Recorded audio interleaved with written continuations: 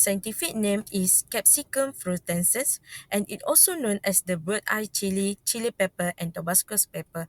It also known as dicot plant.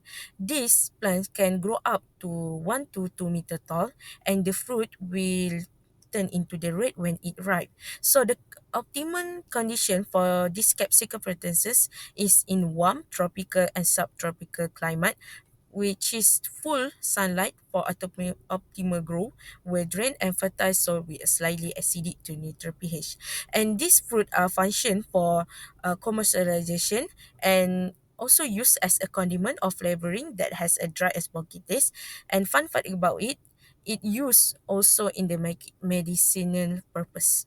Okay, now for germination and growing technique, there are 5 steps, which is seed germination, transplanting seedling, growing conditions, pest and disease management, and harvesting.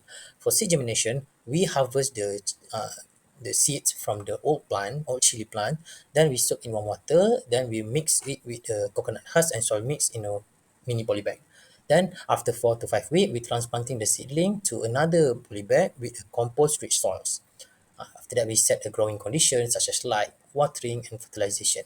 For the pest and disease management, we use a neem spray formula for common pests, and for disease we avoid overhead watering. After 19 to 120 days after transplanting, we can harvest the chili. So this is the result of the plant for 14 weeks, and during first week the chili seeds were planted in poly bag, and starting from week 2 until week 4 the plant start to develop small leaf as you can see in the picture, and during week 5 until week 8 the chili plant becomes taller, fuller, bigger, so it start to develop stem and more leaf. However, during week 8 until week 11 our chili plants experience a viral infection causing the leaf turn to dark green and mottling, and we come up with solution to spray our chili plants by using neem leaf water, and fortunately our chili plants will survive and it continued to grow and also begin to develop flowers and fruit. Plant development involves distinct stages each regulated by specific gene. In the seed stage, the leg-1 gene plays a vital role, essential seed maturation by regulating the synthesis of storage proteins, which are essential energy reserves for germination.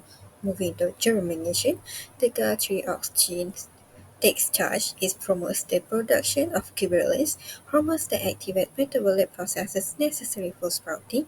Finally, in the seedling stage, the PIN1 gene it facilitates auxin transport, a plant hormone essential for the growth of roots and shoots, enabling the young plants to establish itself. This gene works harmoniously to ensure the successful progression of plant development from seed to seedling in the early stage of development. So the next stage is the vegetative stage. During this stage, the growth of leaves, roots, and stems is regulated by key genes. The first one is CalVata3, ensure organized growth by controlling cell division. Then we have ATHB8 that guides resources distribution between the root and the arrow parts. And then this regulation, if it's properly done, ensures strong stems and deep roots. Then it's followed by the budding and the flowering stages. In this stage, the genes drive the transition to flowering. First of all, we have leafy that initiate flower formation and define the flower organs.